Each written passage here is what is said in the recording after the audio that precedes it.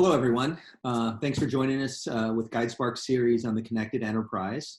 As you know, we're facing some unprecedented times across different industries. And one of the goals is to get a lot of different views and perspectives so that we really can learn from each other around how to navigate these uncertain waters.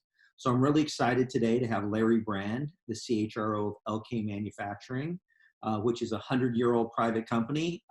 Larry, welcome, and why don't you tell us a little bit about yourself and Elkay? Thanks, Keith. It's great to be here. I appreciate it.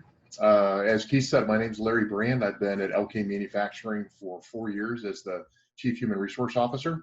We are a privately held, sixth-generation family-owned company, and we did reach 100 years. This year, little did we know that when you reach your 100-year anniversary, it brings on a pandemic. But if we're here for 200 years, we'll see what that brings, maybe something else. Prior to Elkay, I've worked as the head of human resources for many other industrial manufacturers, ranging across a variety of different industries. But my common tie, although I didn't plan it that way, has always been in and around kind of manufacturing companies. So that's where I bring my expertise inside HR, with the exception of some operations positions I held early in my career. Elkay is a global company. We have about 5,000 employees across 13 different countries, large presence in the US with manufacturing plants.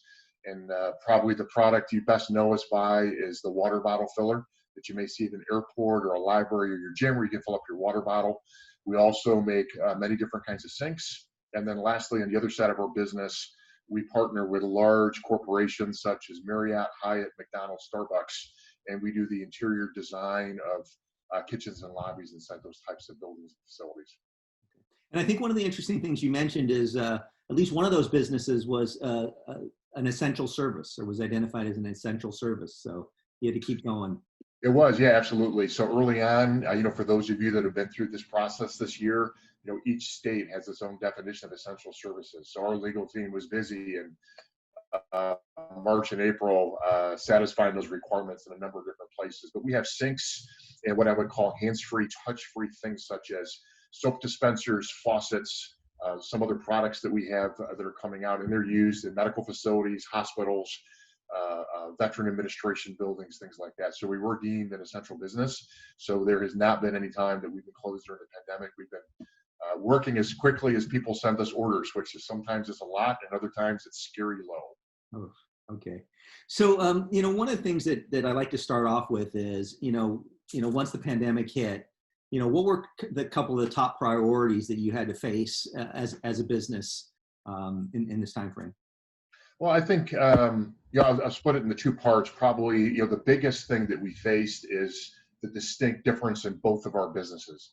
So on our what we call our water delivery business, which is sinks and drinking fountains and water bottle fillers, essential business. It slowed a little bit, but then the volume came right back. People are still building. People still need to drink water, still need filtered water. We play in all that sweet spot. So we have been, over the last 2 months, probably working overtime, some 7 days a week, 3 shifts, trying to keep up with the demand, which is in any business a really wonderful problem to have. Of course, through that is all of our new plant protocols that we're better at now, but we were a little choppy in May in terms of social distancing, masks, hygiene, all that kind of stuff. The other side of our business, renovating fast food restaurants and hotels, that whole service industry shut down. So that was a much uglier side of our business that resulted in reductions in force, furloughs, reduced work hours, just really trying to preserve cash everywhere we could be. So I share those two stories because as we're communicating and managing our workforce across the world, it's two very different stories. So you got to think very carefully about how you're posturing a pay increase or hero pay for somebody in the central business, when on the other side of our business we've got people that are losing their jobs and being furloughed. So that part has been a little dicey, especially knowing that we're trying to manage all this in a virtual world where you can't just go to a plant, stand up in front of a group of employees and have a real common dialogue with them. So that part's been very, very difficult. And then I'd say the second one for us has just been trying to make sure that we can stay open for business.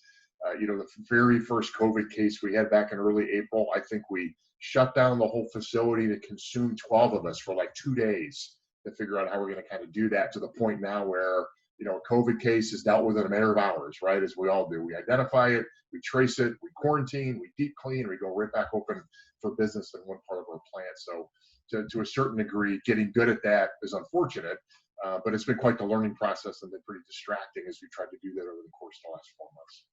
Yeah, I think the meaning of keeping employees healthy and safe for a company like ours that are mostly in the office versus what you had to face are obviously night and day. But the first thing you talked a little bit about was the differences in the businesses, and I think we're all dealing with people issues.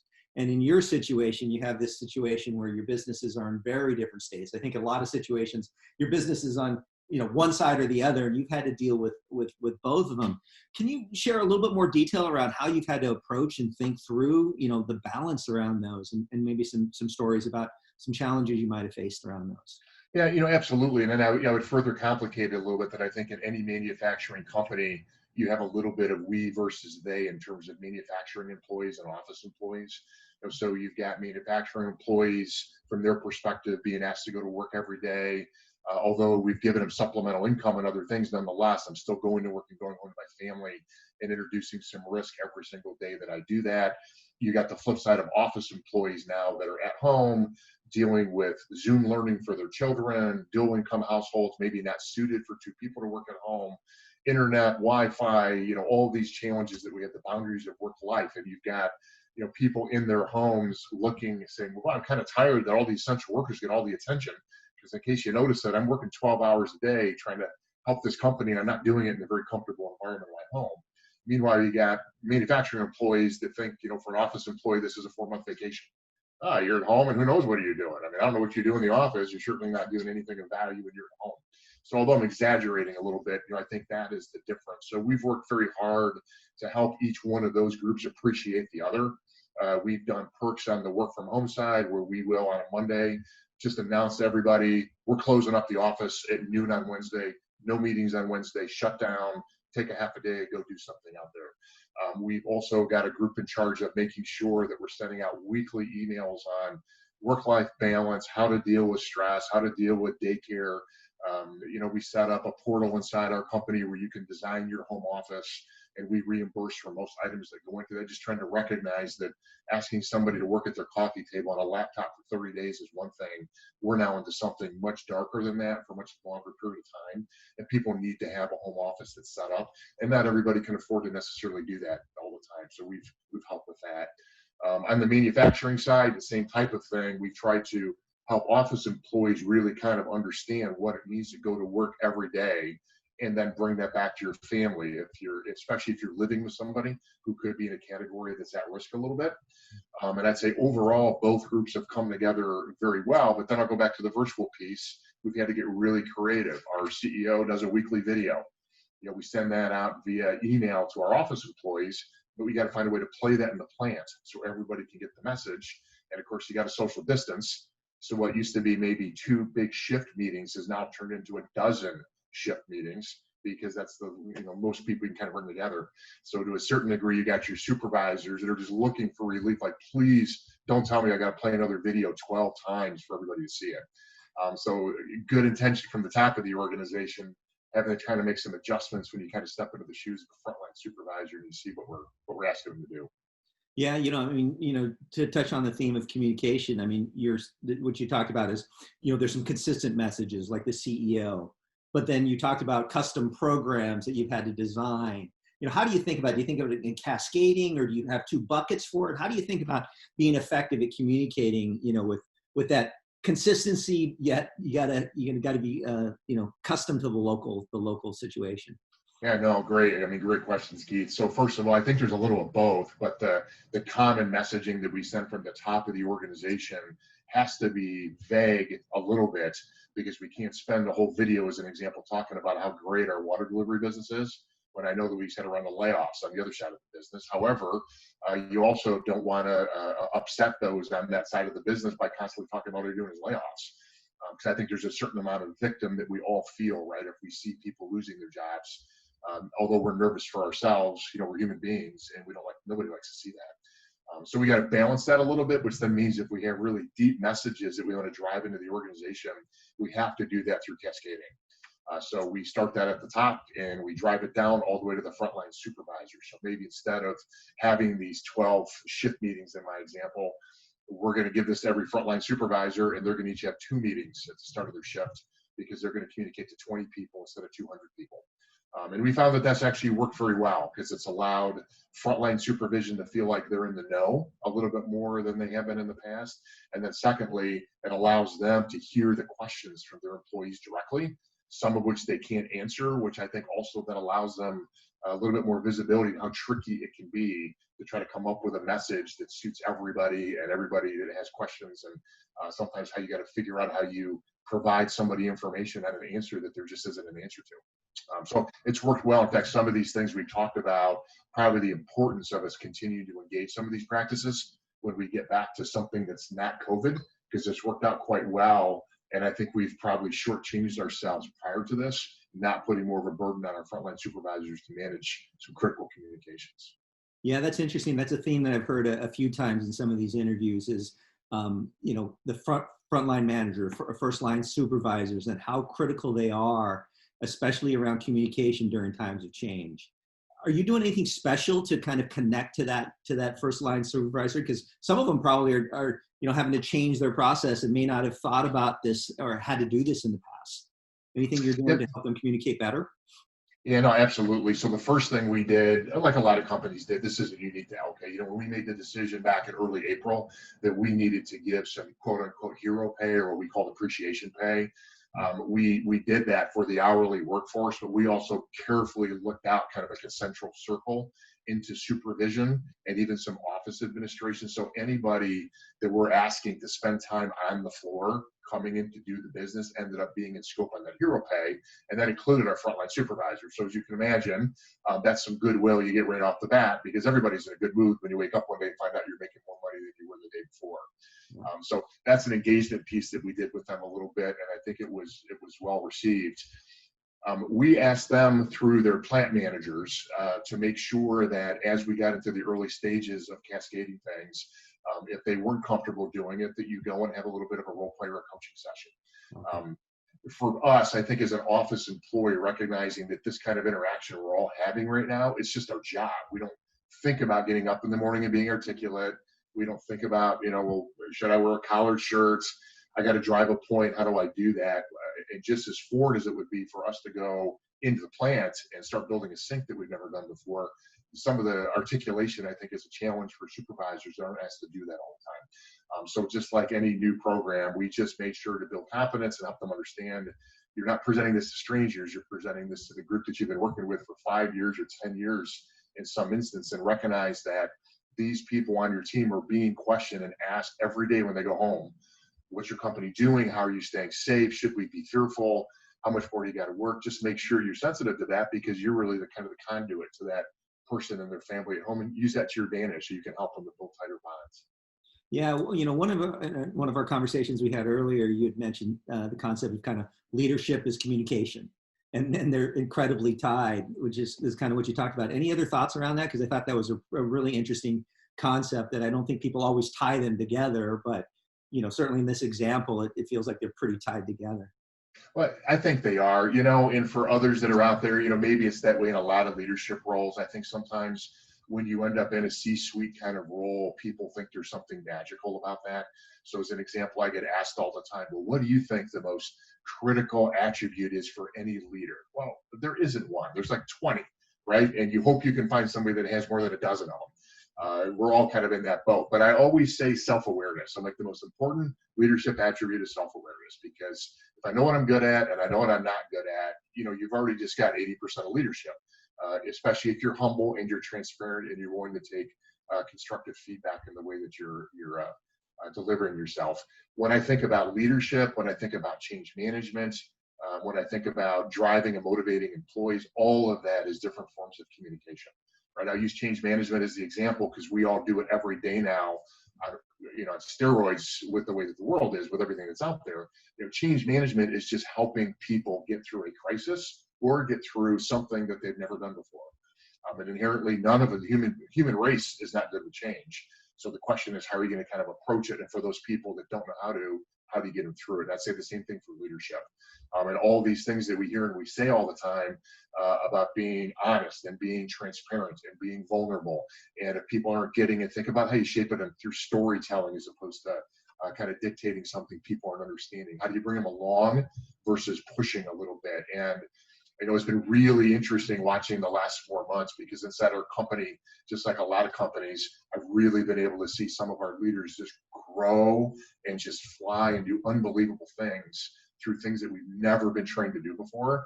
And the flip side is we had some people that are super talented.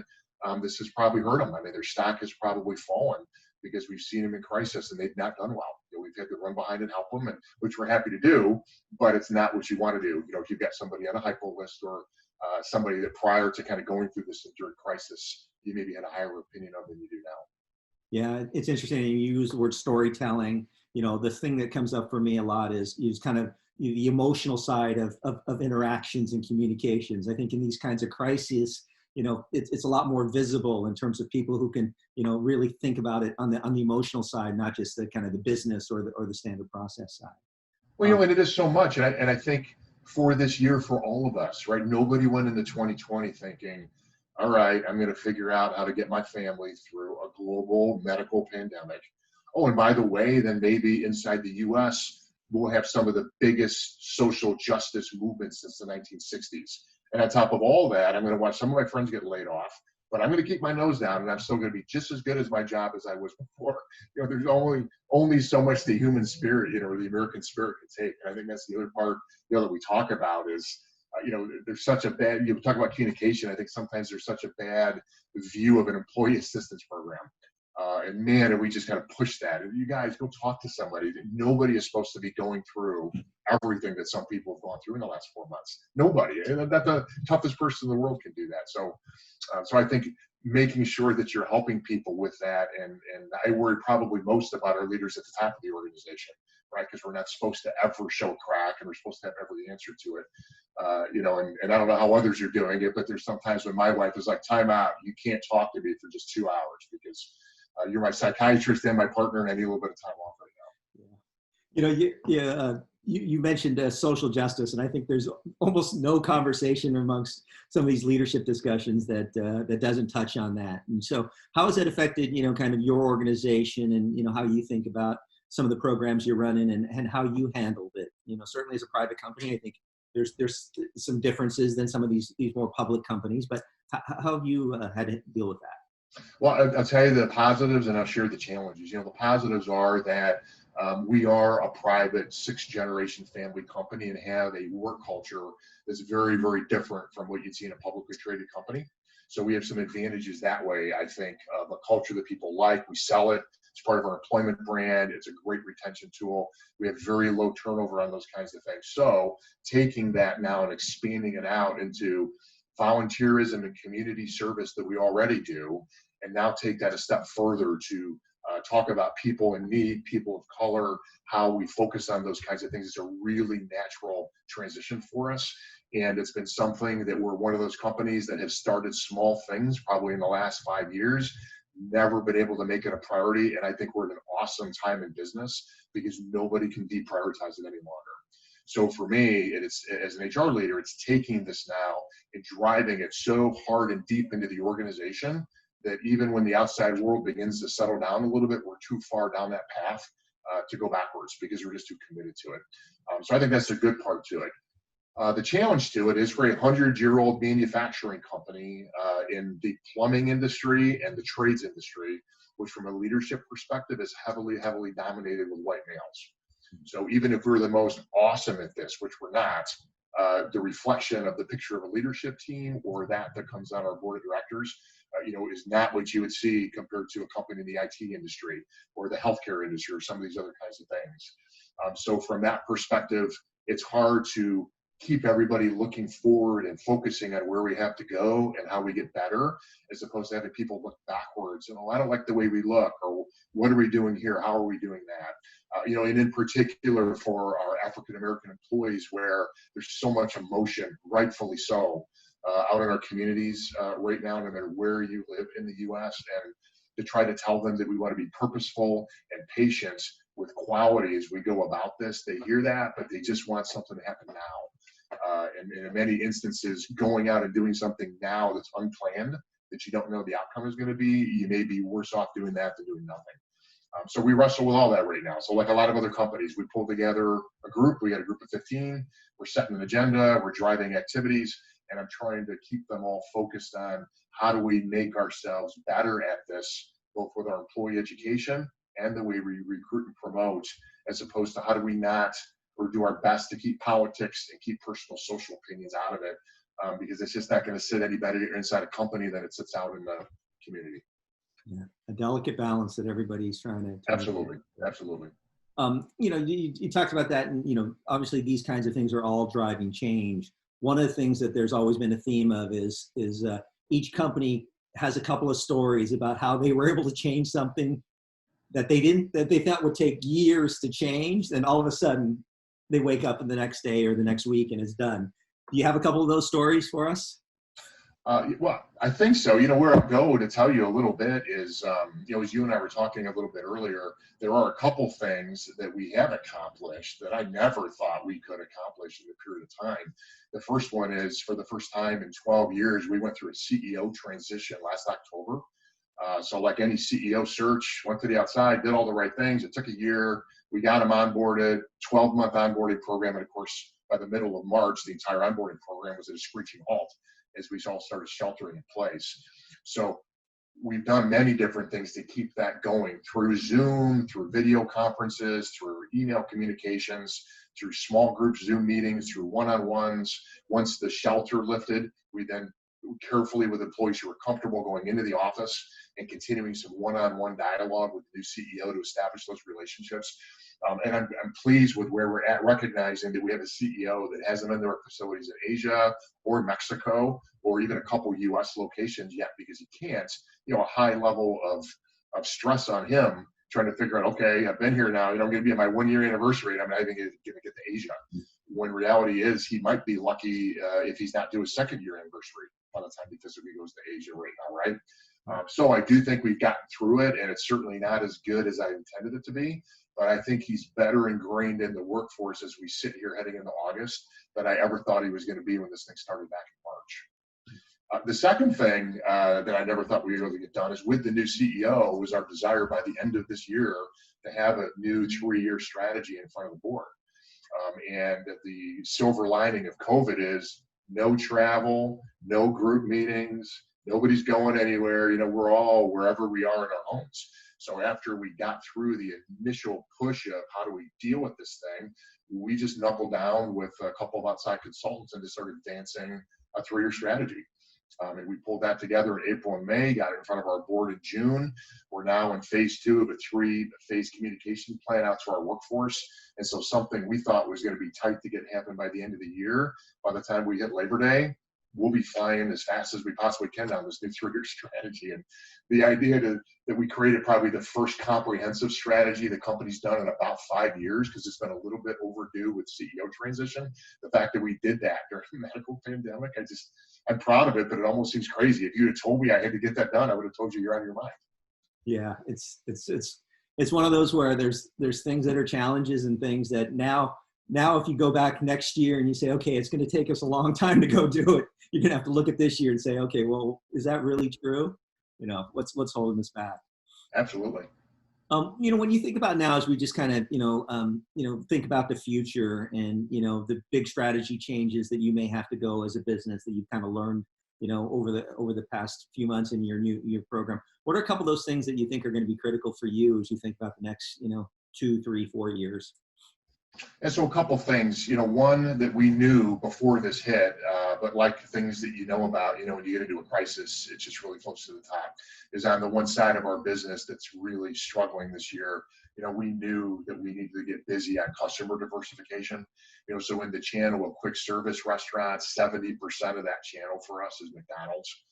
McDonald's stops renovating restaurants. We're coming to a screeching halt, which is what's happened this year.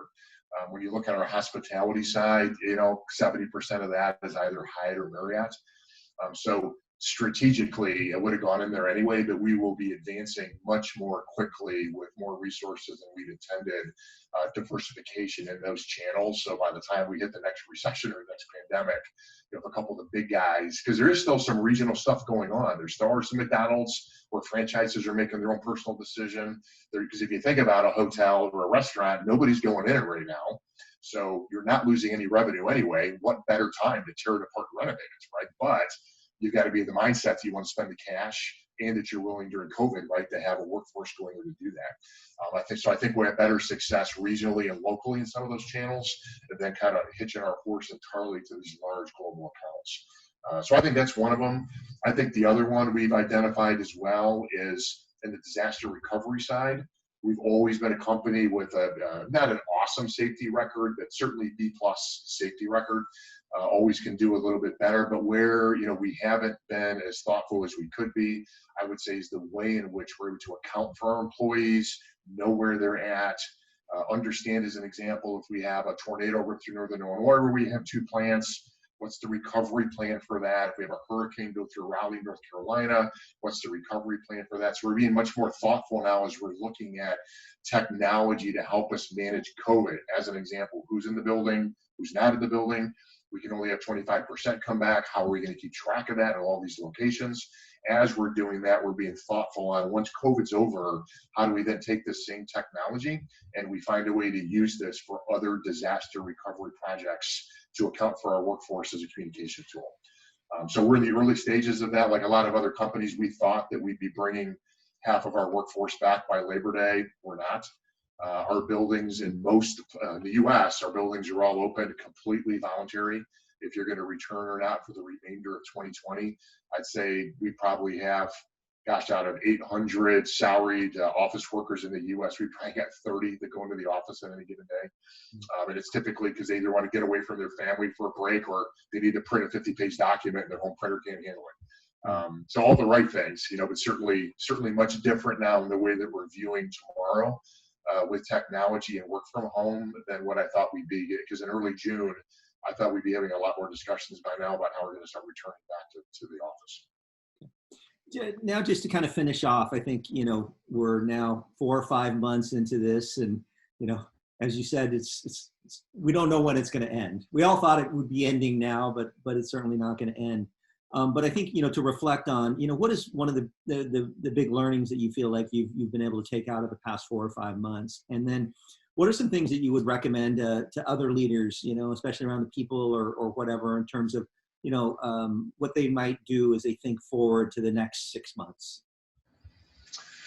Yeah, so good questions. I think, the thing that two things that I'll take most out of here. One is a little bit administrative, but it's important. But the bigger one is, I think from a communication perspective and a leadership perspective, we don't spend enough time recognizing how critical middle managers or frontline supervisors are driving that. I think the higher you get up in the organization, it's easy to get out of touch with what the day-to-day looks like for a lot of people.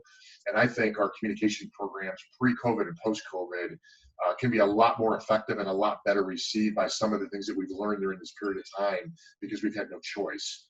And we can't send the CEO up in front of 200 employees in a plant. Well, I've kind of learned, okay, well, that's probably nice to do once in a while, but there's way better effective ways and people that will be listened to better than the CEO if you're really kind of trying to drive some change or drive a difficult message that people are going to kind of be uncomfortable with. So a key learning for us will be not to lose some of the things we've learned for people to kind of step forward. I say the other one that's a little bit more administrative, it's going to be huge for us. As a 100-year-old manufacturing company, the many successes we've had in contemporary employee programs, work from home was not one of them. We're a company filled, I'm going to stereotype, millennials, and I'm an Xer and boomers, and a lot of people just didn't grow up with that being acceptable. You're going to get missed for promotions, and you're going to miss a social aspect, and you're going to be left out, and all those kinds of things. So we could never get any traction on it. Meanwhile, I've got a millennial group that's going to throw me out the window if I can't get an active work from home program going. So happily, we're going to end up in a situation now where everybody, I think, has been shocked and amazed at the productivity levels. I do think there's some emotional things that we're all still yet to learn that are probably negative on how this affects us for the long term, but I think we will be another one of those companies that for our office workers, there'll be very few post-COVID that will be reporting to the office 5 days a week. I think we'll have almost every position, unless its job is tied to the building, in some type of hybrid model of coming into the office and work from home, which of course then leads us to begin thinking about how we might want to rework the volume of office space we have along with the way in which it's organized. So I think a lot of companies probably feel that way. For me, it's just huge because work from home is just not. Manufacturing companies, you're on the floor, you're with the employee, you're just touching, you're shaking hands, you're doing all those kinds of things. And for us, this probably is the only way we would have ever been able to shift our culture so dramatically. Yeah, they talk about the workplace of the future, and you have some unique things, I think, over the next couple of years to shape that. So yeah, absolutely. Larry, thank you very much. This has been great. I really appreciate this perspective, and I think what you're doing over there at Elkay Manufacturing is really, really interesting, unique, and helpful for everyone. So thank you very much for your time. Really appreciate it. Yeah, great. Thanks, Keith, and thanks for having me. I appreciate it too.